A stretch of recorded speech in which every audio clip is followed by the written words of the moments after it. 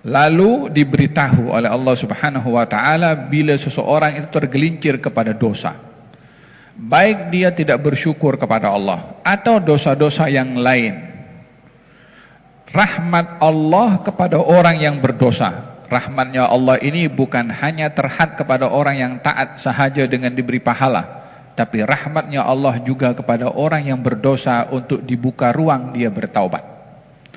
Rahmatnya Allah kepada orang yang bersalah supaya insaf. Rahmatnya Allah kepada orang yang bermaksiat untuk diberi ruang kembali kepada Allah dan berhenti melakukan maksiat. Itu rahmat Allah juga. Dengan tidak diambil nikmat yang diberi, atau tidak dijatuhi hukuman sekaligus kepada orang saat melakukan perbuatan maksiat, itu bahagian daripada rahmat Allah. Walau yu'akhidullahu nasa bima kasabu ma taraka ala dhahriha min dabbah. Kalau Allah Subhanahu wa taala akan menghukum atas perbuatan yang dilakukan oleh manusia dan perbuatan maksiatnya, segera akan dihukum, maka akan dibinasakan semua yang ada di atas muka bumi ini, karena tak seorang pun daripada manusia yang tidak berdosa selain para anbiya alaihimussalatu wassalam, tetapi ditunda oleh Allah, tidak dihukum. Apa tujuannya? Bila nak balik, bila nak insaf, bila nak kembali kepada Allah Subhanahu wa taala. Dengan demikian, rahmat Allah kepada orang yang taat dengan diberi pahala atas ketaatannya, rahmat Allah kepada orang yang berdosa, orang yang zalim, orang yang bermaksiat, untuk dia insaf dan kembali bertaubat kepada Allah. Inna rabbaka lilladzina amilus su'a bijahalatin thumma tabu min ba'di dzalika wa aslahu inna rabbaka min ba'diha laghafurur rahim. Kemudian sesungguhnya Tuhanmu wahai Rasulullah Muhammad, lilladzina amilus su'a, kepada orang-orang yang melakukan jahat, maksiat, dosa, batil. Apa sikap Allah kepada orang yang melakukan maksiat dan dosa daripada umat Nabi Muhammad SAW, juga termasuk kepada umat-umat yang terdahulu yang melakukan dosa dan maksiat? Bijahalatin, mereka melakukannya dengan jahalah, dengan jahil. Melakukan maksiat ini ada beberapa keadaan. Orang melakukan maksiat karena tidak tahu, dan tidak tahunya karena ia baru masuk Islam dan dia tidak ada yang mengajar dan dia tidak menyadari, maka dalam hal ini perbuatan itu adalah perbuatan maksiat yang dimaafkan sebab dia buat benda yang dia tak tahu. Ada perbuatan maksiat yang dilakukan oleh kerana dirinya ghafil, lalai, kalah dengan hawa nafsunya, tahu benda itu salah, tahu benda itu maksiat, tahu benda itu melanggar perintah Allah, tapi dia kalah dengan hawa nafsunya sehingga melakukannya dalam keadaan nafsunya menyuruh walaupun dirinya tahu benda itu salah. Ini yang dimaksudkan orang melakukan maksiat kerana jahil. Ada orang melakukan maksiat bukan karena terpaksa, bukan karena lalai, tapi dia cabar Allah. Ini yang paling berbahaya. Orang yang melakukan maksiat mencabar kepada Allah Subhanahu wa taala, dan ini adalah dosa yang teramat besar, bukan karena sekedar maksiatnya sahaja, tapi dia mencabar kepada Allah Subhanahu wa taala seperti yang dikata oleh iblis ketika diperintahkan sujud kepada Adam. Walaupun iblis tahu itu perintahnya Allah Subhanahu wa taala, dia enggan untuk sujud kepada Adam dalam untuk mematuhi perintahnya Allah Subhanahu wa taala. Yang lebih teruk pada iblis, dia mencabar Allah. Yang lebih dahsyat perbuatan iblis, dia cabar Allah Subhanahu wa taala. Dia mengisytiharkan peperangan kepada Allah Subhanahu wa taala dengan enggan untuk insaf, enggan untuk bertaubat kepada Allah Subhanahu wa taala. Iblis itu sombong. Berapa ramai manusia yang sombong? Iblis itu punya hasad dengki. Berapa ramai manusia punya hasad dengki juga? Kenapa tidak dihukum seperti iblis? Karena manusia yang punya kesilapan sombong bila insaf dibuka ruang oleh Allah untuk bertaubat. Iblis dibuka ruang untuk bertaubat, tapi dia enggan untuk bertaubat. Kan disoal dulu oleh Allah Subhanahu wa taala, kenapa kamu tidak mau sujud atas perintah yang kuperintahkan kepada kamu? Dia bagi tahu, khalaqtani min narin wa khalaqtahu min tin. Engkau ciptakan aku daripada api, engkau ciptakan dia daripada tanah. Dia pun mengcounter perintahnya Allah Subhanahu wa taala, dihukum oleh Allah Subhanahu wa taala, keluarlah kamu daripada tempat ini. Dihukum keluar itu untuk insaf. Justru dia mengatakan, kalau begitu biarkan aku hidup sampai hari kiamat. Untuk apa? Untuk mengganggu kepada Adam dan juga anak keturunannya. Ini kan mencabar kepada Allah Subhanahu wa taala. Kalau iblis berbuat seperti Nabi Adam alaihissalam, melakukan silap Nabi Adam, tapi Nabi Adam insaf. Nabi Adam bertaubat. Rabbana zalamna anfusana wa illam taghfir lana tarhamna lanakunanna minal khasirin. Wahai Tuhan kami, aku melakukan zalim terhadap diri kami, ampunkanlah dosa kami. Kalau Engkau tidak ampunkan kami, maka kami tergolong daripada orang-orang yang rugi. Sama-sama melakukan dosa, yang satu insaf karena perbuatan dosanya, yang satu sombong dan mencabar dengan melakukan dosa tersebut. Dan dalam ayat ini berbicara tentang satu dosa di mana seseorang tergelincir melakukannya karena kalah akan kehendak daripada hawa nafsunya, tapi jangan sekali-kali dia mencabar Allah dengan meneruskan perbuatan dosa dan enggan untuk insaf dan bertaubat kepada Allah. Thumma inna rabbaka lilladzina amilu su'a, sesungguhnya Tuhanmu, wahai Rasulullah Muhammad, kepada mereka kalangan umatmu. Dan ini bahagian daripada rahmatnya Allah dikhususkan kepada umat Nabi Muhammad SAW. Sesungguhnya Tuhanmu, wahai Rasulullah Muhammad, terhadap orang-orang melakukan maksiat di kalangan umatmu, bijahalatin, karena kalah kepada hawa nafsunya, karena lalai. Thumma tabu, kemudian mereka bertaubat. Poinnya di sini, melakukan maksiat tapi bertaubat, melakukan salah tetapi insaf. Tsumma tabu min ba'di dzalika, setelah melakukan perbuatan dosa tadi, wa aslahu, dan melakukan kebaikan setelah dia bertaubat. Tidak hanya dia bertaubat atas apa yang sudah dilakukan daripada perbuatan salah dan maksiat, justru di masa hadapan dia mengisi waktunya dengan ketaatan. Orang yang bertaubat itu berhenti daripada apa yang dilakukan pada waktu yang dahulu daripada kesalahan dan silapnya, dan mengisi di masa akan datang dengan perbuatan ketaatan. Jadi bukan hanya bertaubat sahaja, tetapi memperbanyak melakukan amal kebaikan. Itulah taubat yang sempurna, taubatan nasuha, taubat yang nasuh. Apa itu taubat nasuha? Berhenti daripada salah yang dilakukan pada waktu silam dan memperbanyak melakukan kebaikan di masa akan datang, dan tidak melakukan kembali dosa tersebut. Thumma inna rabbaka lilladzina amilu su'a bijahalatin thumma tabu min ba'di dzalika wa aslahu. Mereka bertaubat dan berbuat kebaikan setelah itu. Inna rabbaka min ba'diha laghafurur rahim, sesungguhnya Tuhanmu wahai Rasulullah Muhammad, setelah mereka bertaubat, Allah adalah Maha Pengampun lagi Maha Mengasihi. Orang yang bertaubat ini diampunkan oleh Allah dan dikasihi oleh Allah. Oh, apa kurangnya rahmat Allah kepada hamba yang nakal ini? Bukan hanya diampunkan, orang yang minta ampun kepada Allah ini macam-macam. Ada orang diampunkan oleh Allah dengan dihapuskan dosanya, kosong.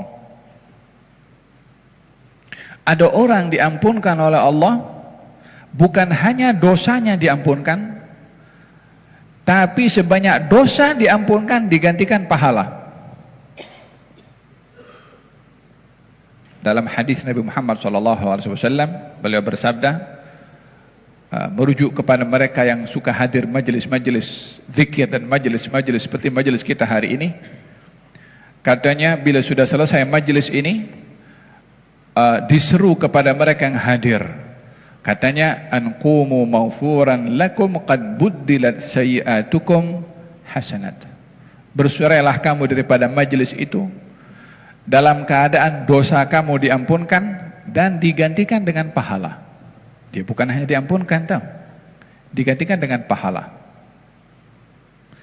Siapa yang akan bermuamalah dengan orang umpamanya berbuat nakal ya, masuk penjara. Lepas itu polis beritahu, aku ampunkan. Sekarang sebanyak mana engkau berada dalam penjara sekian tahun ini, aku gantikan dengan gaji tanpa kerja selama itu. Ada polis akan beritahu seperti itu kepada orang dalam bantuan? Setahun di penjara tak kerja, lepas itu diampunkan, selama setahun itu diberi gaji. Ada? Allah subhanahu wa ta'ala bukan hanya mengampunkan kepada hamba atas dosa yang dilakukan, digantikan dengan pahala oleh Allah. Ini satu pemurah yang luar biasa diberi oleh Allah, dan itu sikapnya kepada hambanya. Persoalannya adalah sikap hamba kepada Allah itu bagaimana? Fahimtum? Ada inna rabbaka min ba'diha laghafurun rahim. Allah itu terhadap orang yang bertaubat mengampunkan, menghapus, rahim, merahmati. Yakni dirahmati, diberi petunjuk untuk melakukan kebaikan, dirahmati, digantikan sebanyak dosa, diampunkan dengan pahala. Dia bukan hanya diampunkan saja, tapi dikasihi.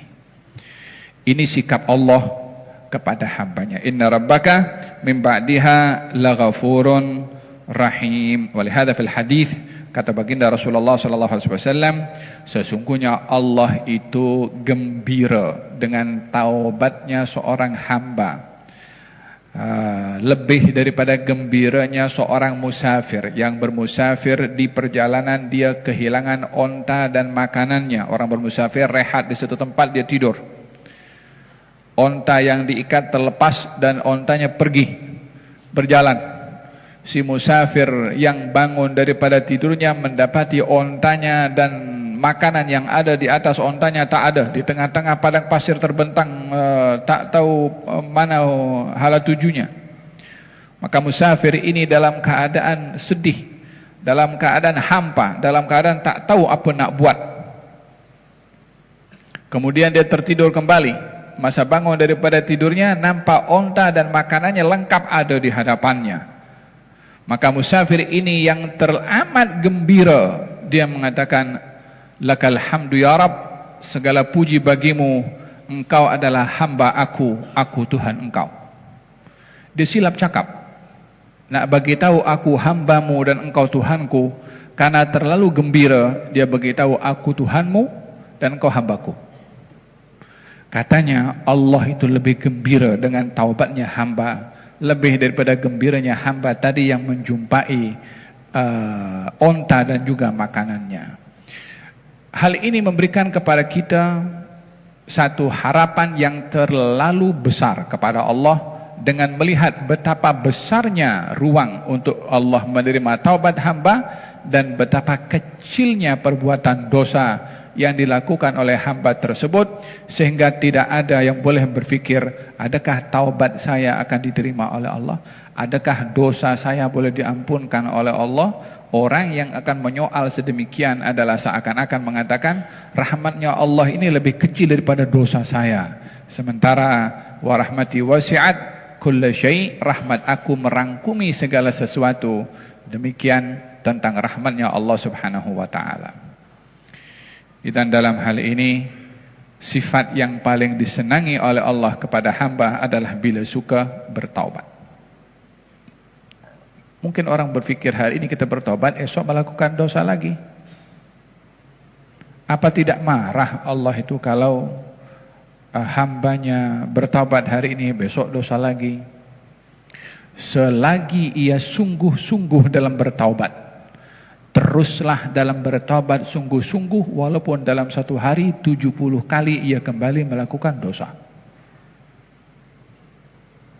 Walaupun 70 kali. Fil hadis menyatakan seorang itu hendaklah bertaubat kepada Allah walaupun dalam satu hari 70 kali dia mengulang perbuatan dosa yang sama, dan dia bertaubat setiap kali melakukan dosa tersebut. Dengan syarat ketika bertaubat dia sungguh-sungguh. Jangan main-main. Jangan bertaubat kepada Allah insaf-insaf dalam hati, lagi aku nak buat. Tidak sungguh-sungguh.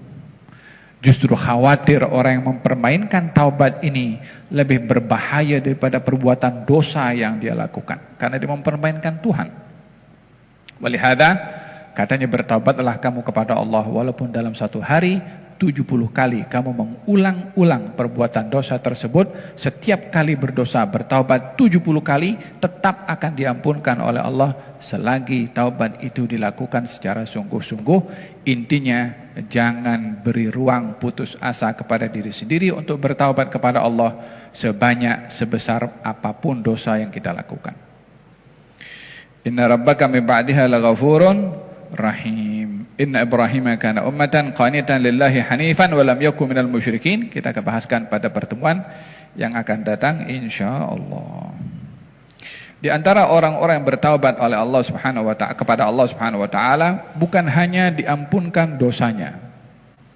Bukan hanya digantikan dengan pahala. Tetapi ada orang yang berdosa kepada Allah Subhanahu wa taala tidak diberitahu kepada orang ramai apa dosanya. Tahu-tahu diampunkan. Kita dalam Al-Quranul Karim Allah berfirman Yawma idzin tu'raduna la takhfa minkum khafiyah. Di hari kiamat nanti kamu akan dihadapkan kepada Allah dan tak ada apa yang tersembunyi. Yani bila kita sekarang ini dalam dunia modern, katanya dunia tanpa sempadan. Apa yang kita buat di sini, di dunia orang semua boleh tahu apa yang kita lakukan. Dan bila ada perbuatan salah yang kita lakukan di negara kita, yang komen bukan hanya orang dalam negara, tapi di semerata tempat. Walaupun tidak semua orang di dunia ini yang memerhati pada perbuatan silap yang kita lakukan. Perbuatan yang memalukan dilakukan di negara lain. Yang komen bukan di negara itu saja. Kita di sini komen, dekat Eropa komen, dekat Afrika komen. Walaupun di Asia, di Afrika bukan semua orang tengok perbuatan orang itu. Tapi intinya yang komen semua. Di setiap negara boleh tahu. Walaupun tidak semua manusia yang memberikan komen tersebut. Tapi di akhirat nanti semua orang hanya akan fokus dengan Allah dan pengadilan Allah kepada sesiapa yang akan diadili oleh Allah. Dan semua akan tahu. Sebab mereka tak akan fokus kepada benda yang lain kecuali kepada Allah Subhanahu wa taala. Dipanggil fulan bin fulan, dihadapkan kepada Allah Subhanahu wa taala. Disoal satu demi satu perbuatannya. Ini orang satu dunia daripada zaman Nabi Adam sampai akhir zaman. Akan dengar, akan tengok. Betapa malunya orang itu kalau dibuka. Hatta umpamanya diampunkan pun juga oleh Allah, malu. Sebab dia punya perbuatan dibuka. Sebab perbuatan itu disaksikan oleh orang ramai, hatta diampunkan, hatta dimaafkan. Tapi masa disoal siasat oleh Allah Subhanahu wa taala, malu. Tapi ada orang yang dia disoal siasat oleh Allah ditutup, dijatuhkan tirai oleh Allah Subhanahu wa taala, ada private investigate dari Allah Subhanahu wa taala kepada si fulan tuh. Diangkat ini tirai, dia sudah berceria, wajahnya sudah gembira. Tak seorang pun yang tahu. Ditutup oleh Allah Subhanahu wa taala. Sebahagian orang disikapi oleh Allah di dunia bersalah, di dunia berdosa, tapi di akhirat disikapi oleh Allah, diampunkan oleh Allah Subhanahu wa taala dan ditutup aibnya oleh Allah Subhanahu wa taala. Mereka itu adalah golongan orang-orang yang suka menutup aib orang lain. Man satara musliman satarahullah. Orang yang menutup aib orang lain, Allah akan tutup aibnya. Orang yang membuka aib orang lain, komen akan aib orang lain. Seakan-akan kalau tak komen macam tak ada partisipate dengan dunia dan media sosial ini. Anda muslim, Anda mukmin. Anda ada Tuhan yang memantau dan memerintahkan kepada Anda mana patut buat, mana tak buat. Anda ada ikutan qudwah Rasulullah yang patut diikuti terhadap semua isu yang kita lalui dalam hidup. Apa panduan daripada beliau? Jangan kalau dianggap kalau tak komen macam tidak aktif di media sosial. Ba'din kalau kita aktif di media sosial, itu media sosial bagi tahu kepada kita, aku jamin kau syafaat masuk surga.